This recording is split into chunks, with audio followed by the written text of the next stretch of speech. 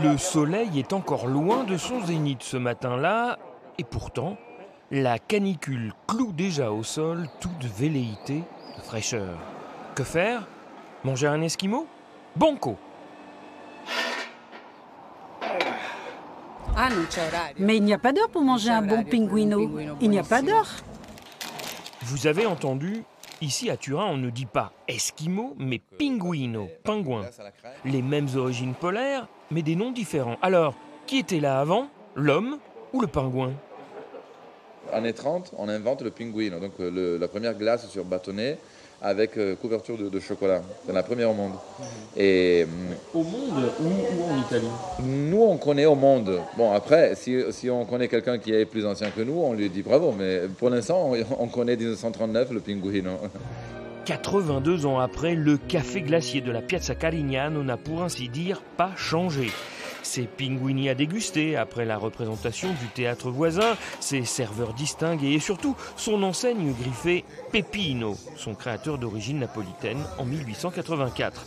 Monsieur Peppino, s'il vous plaît, importateur à Turin de la glace aux agrumes, fournisseur de Casa Savoia, la maison royale italienne. L'inventeur du pinguino sera son successeur, l'arrière-grand-père du patron actuel, qui n'est pas pour rien non plus dans l'avènement de l'esquimau à la française. Le nom Esquimau a été suggéré au producteur de l'époque par mon arrière-grand-père.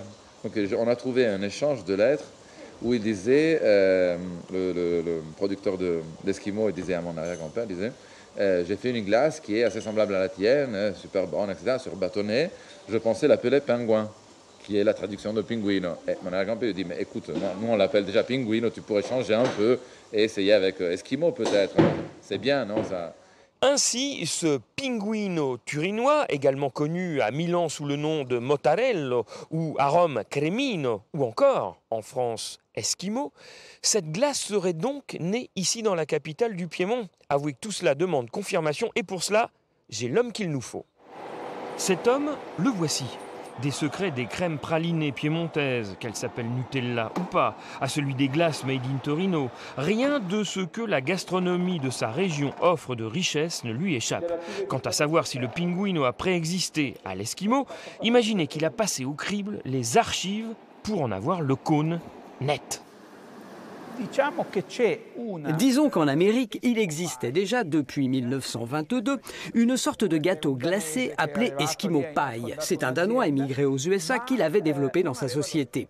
Mais il n'avait pas pensé à le mettre sur un bâton. La vérité, je l'ai retrouvé ici, aux archives d'État de Turin. Ce document fait foi, la glace de Peppino a été enregistrée sous le nom de Pinguini en 1938. L'année suivante, la production commençait. Et la petite histoire de Peppino le pinguino n'a pas encore fini de rejoindre la grande histoire. Prochaine étape, l'Expo universelle de Dubaï en octobre prochain. Au pays des dunes brûlantes, le pingouin glacé s'est associé à 13 autres marques d'excellence turinoises pour écrire une nouvelle page de son histoire. Du temps de nos grands-parents et jusqu'à récemment, certains produits comme la glace ne pouvaient être consommés que localement. Avec les techniques modernes de conservation, de transport, on peut garantir une qualité identique de glace ou de café, qu'il soit servi à Turin, à New York ou à Paris. Il n'y aura aucune différence de goût.